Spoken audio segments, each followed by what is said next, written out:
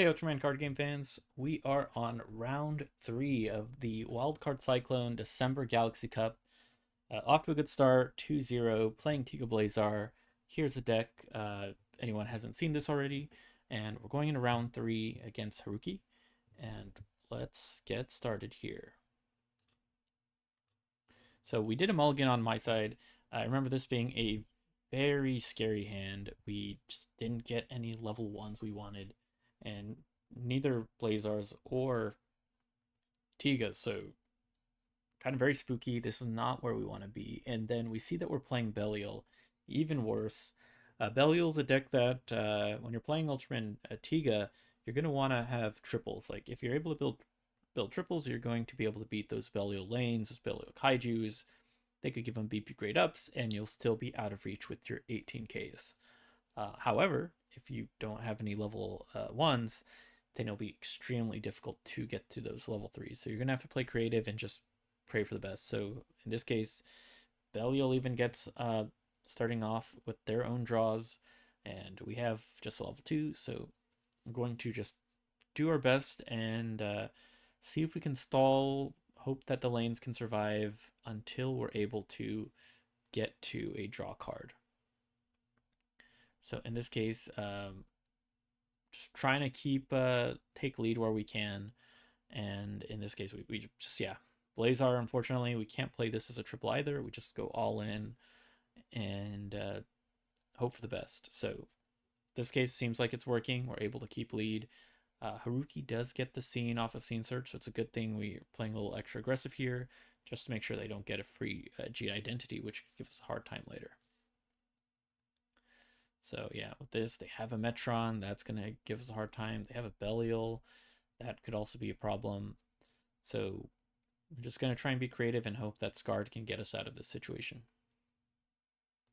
So if you're ever, unfortunately, in this sort of situation, you're going to want to think about like what doubles can you use with Tiga to get you out of this. So the nice thing with the power type triple R is that you can actually give a BP down to one of these unneeded double lanes and then bump up one of your doubles back into a 17K, and hopefully that'll help you be able to deal with and keep up with the Belial kaijus.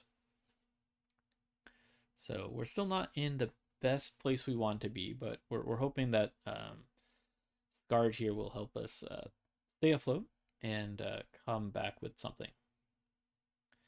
So again, keeping up with this like all-in strategy, we're just going to keep playing doubles and hope we're able to come up with something. So fortunately for us, we are able to play a 13K, and their Haruki only played a 10K with the EX against power types. So I think with this here, we're hoping that we can do whatever we can to stay afloat.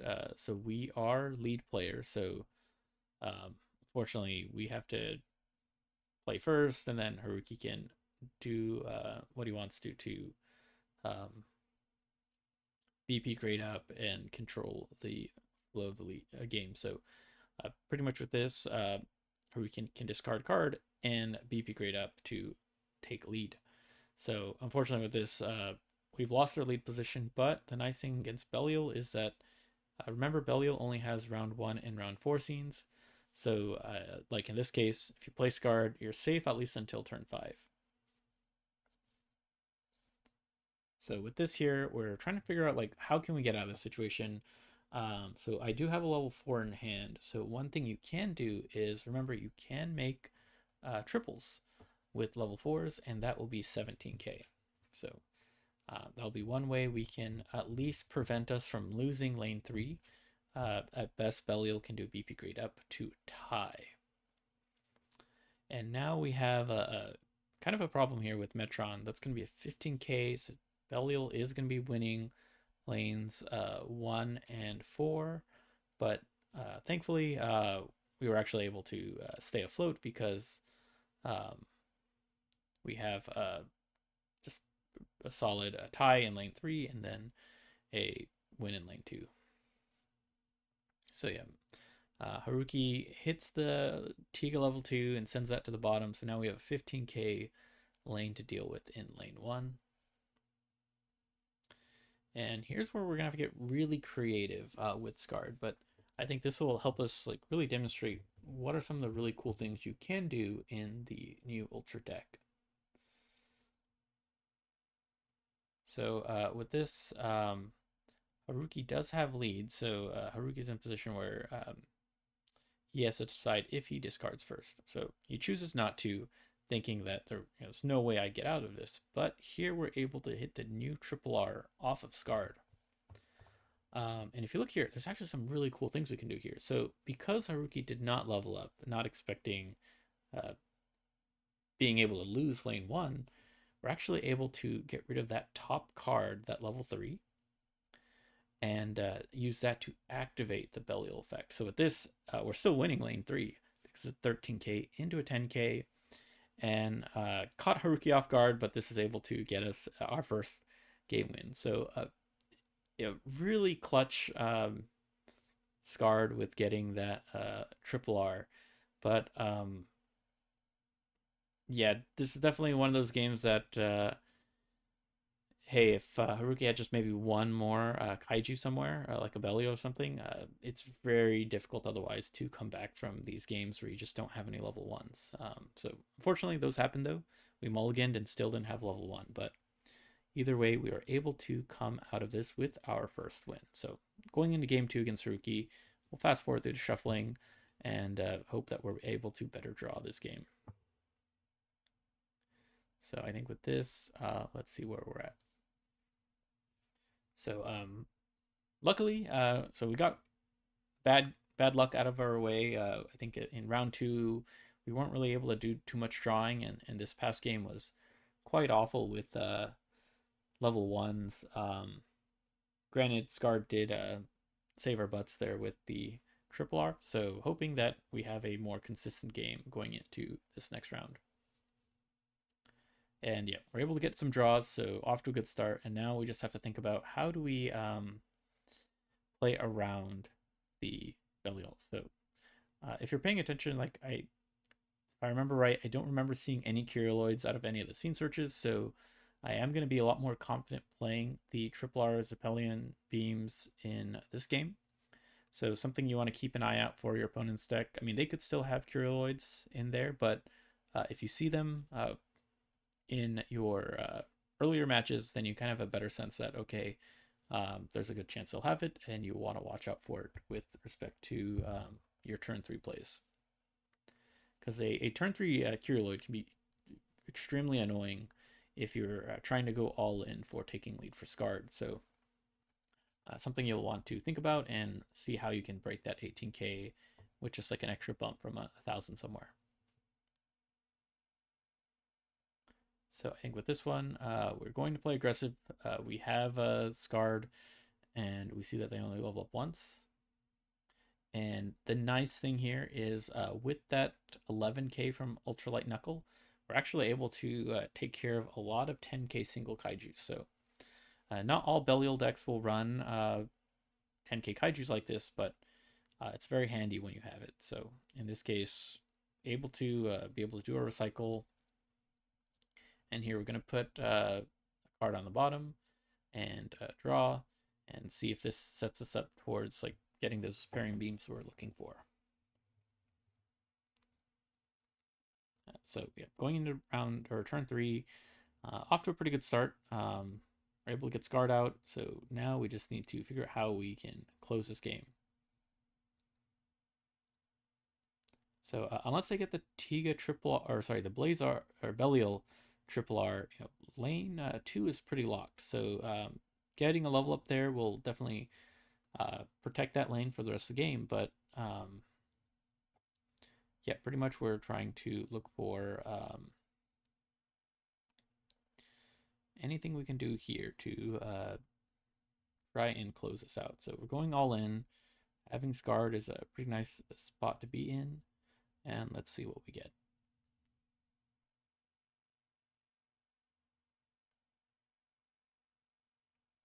So we're able to play our 1-2 Blazar, and we are going into a promo Zeton. Though the nice thing about Tiga Blazar decks is you're not really too worried about promo Zetons. So by playing the Blazar here, we're able to win that third lane. Now, we do have to keep in mind that Belial can give a BP grade up to Zeton to take 14k. However, we're in a solid place here. We're able to not really lose, because we are winning between lanes 2 and 3. And we're actually, if you're in this case, this spot, don't fret about having to lose lead, because remember, Belial is pretty much playing mainly round 1 scenes. So here we do our SKaRD, and we don't really hit anything, just all 1s and 2s.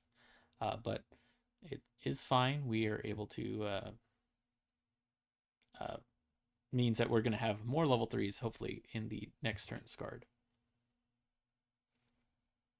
And at this point, we're always one BP grade decrease away from winning lane 1. So I think in this case, Haruki does take Zeton, or take the lead with BP grade up to Zeton. And this is actually a really solid position for us to be in. So we're going to get up the markers.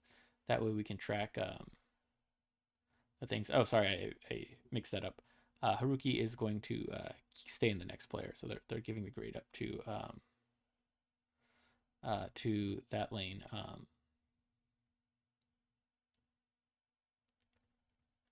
So going into turn 4, still in a pretty solid spot. We're winning lanes 2 and 3 comfortably, and we're always 1 discard away from winning a lane 1. So if we're able to put a strong lane 4 here, this should be the game.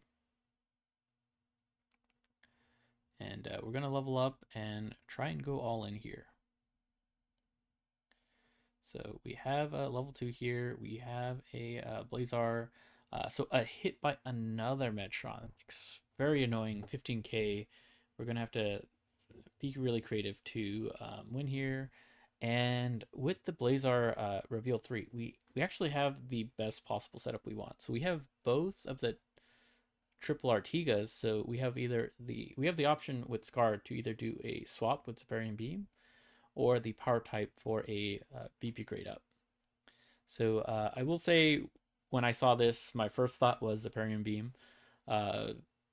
Being able to, just in case the Belial has that round 4 scene, I might want to hold lead. So the Superior Beam is a great way to swap that into the front and take lead. And 11k would beat that Metron for the rest of the game. So not a bad place to be in. But actually, after thinking about this a bit more, I realized that switching a Superior Beam, whatever you do with it, you're only gonna win 2 lanes. That will not win you the game. Because Belial can always go BP grade up and pretty much stay in the game. So one thing, if you noticed, I was pretty sure that I knew the Metron was going to discard card. So make sure you do keep the cards you want after a situation like this from Blazar in your second and third card position, assuming that Metron will get rid of it. So I think with this, we're trying to think about what we want to do here, and we're going to play SKaRD. So we know we have a big choice between those 2 triple Rs. So like we're saying, if you go for the Superior Beam, you'll be able to guarantee you get lead. But if you actually look here, there's another play we can do to actually win the game.